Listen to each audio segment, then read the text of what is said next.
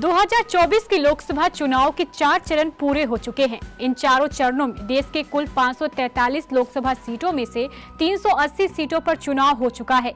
अब बारी 5वें चरण की है। 5वां चरण 20 मई को होगा। इस 5वें चरण में देश के कुल 49 सीटों पर चुनाव होगा, जिसमें बिहार की 5 सीटें भी शामिल है। इसके अलावा 5वें चरण में उत्तर प्रदेश की 14 सीटों पर, पश्चिम बंगाल की 7, हिमाचल प्रदेश की 3, लद्दाख की 1, जम्मू कश्मीर की 1, महाराष्ट्र की 13 और उड़ीसा की 5 सीटों पर भी 5वें चरण में चुनाव होने जा रहा है। 5वें चरण में बिहार की जिन 5 सीटों पर चुनाव होगा, उसमें हाजीपुर, मुजफ्फरपुर, सीतामढ़ी, मधुबनी और सारण की सीट शामिल है। आइए विस्तार से जानते हैं बिहार की इन 5 सीटों के बारे में।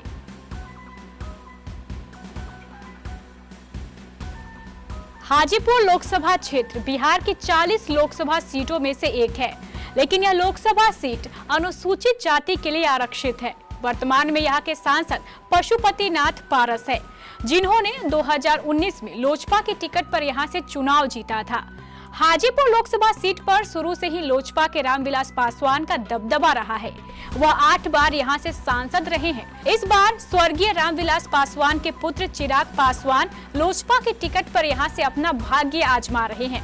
चिराग पासवान युवा हैं और उनकी उम्र 42 वर्ष है। हालांकि हाजीपुर से कुल 15 प्रत्याशी चुनावी मैदान में हैं, लेकिन चिराग पासवान का सीधा मुकाबला इंडिया गठबंधन के राजद उम्मीदवार 53 वर्षीय शिवचंद्र राम से है। शिवचंद्र राम पशुपालन व्यवसाय करते हैं और वर्तमान में वैशाली के फतेहपुर विधानसभा क्षेत्र से विधायक भी है।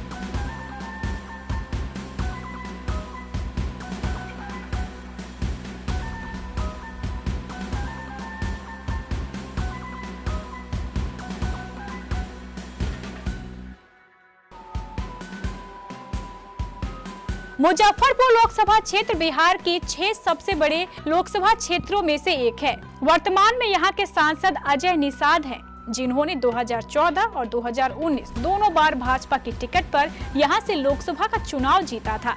लेकिन इस बार भाजपा ने जब उन्हें टिकट नहीं दी, तो उन्होंने भाजपा छोड़कर कांग्रेस का दामन थाम लिया और इस बार वे कांग्रेस की टिकट पर मुजफ्फरपुर से फिर से चुनावी मैदान में उतर गए हैं। जबकि भाजपा ने इस बार मुजफ्फरपुर से 46 वर्षीय राजभूषण चौधरी को अपना प्रत्याशी बनाया है।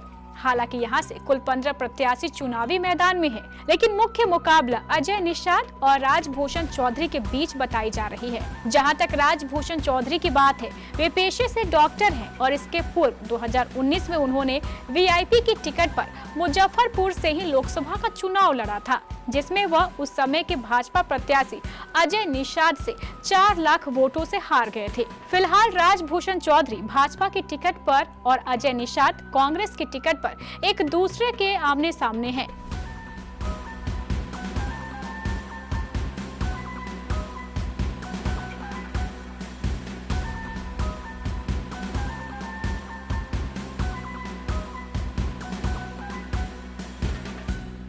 अब आइए बात करते हैं सीतामढ़ी लोकसभा क्षेत्र की। जदयू के सुनील कुमार पिंटू यहाँ के वर्तमान सांसद है, लेकिन इस बार जदयू ने इनका टिकट काटकर 71 वर्षीय देवेश चंद्र ठाकुर को अपना प्रत्याशी बनाया है। हालांकि यहाँ से कुल 14 प्रत्याशी चुनावी मैदान में हैं, लेकिन देवेश चंद्र ठाकुर का सीधा मुकाबला राष्ट्रीय जनता दल के 52 वर्षीय अर्जुन राय से है। जहाँ तक जदयू प्रत्याशी देवेश चंद्र ठाकुर का सवाल है, वह एक धनाढ्य व्यक्ति हैं और वर्तमान में बिहार विधानसभा परिषद में एमएलसी हैं, जबकि राजद प्रत्याशी अर्जुन राय भूगोल विषय से पीएचडी हैं और वे मुजफ्फरपुर जिले के प्राणपुर टोला के निवासी हैं।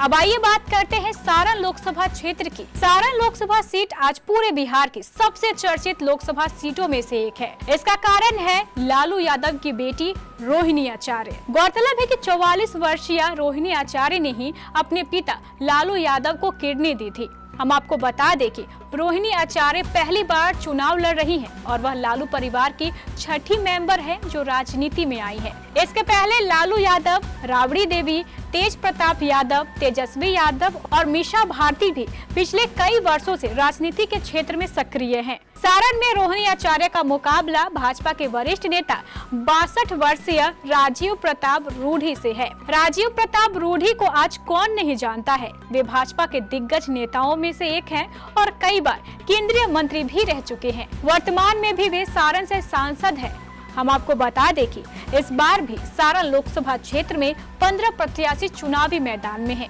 लेकिन मुख्य मुकाबला रोहिणी आचार्य और राजीव प्रताप रूढ़ी के बीच ही बताया जा रहा है।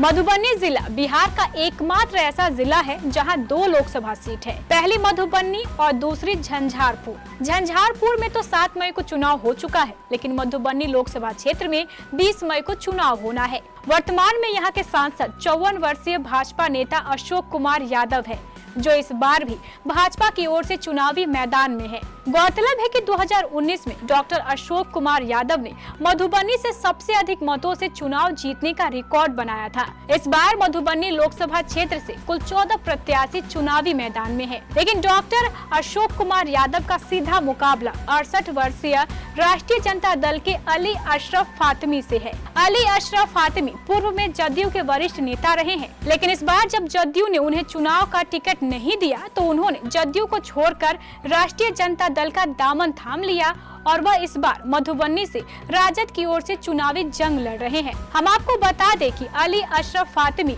इसके पूर्व 4 बार दरभंगा से सांसद का चुनाव जीत चुके हैं।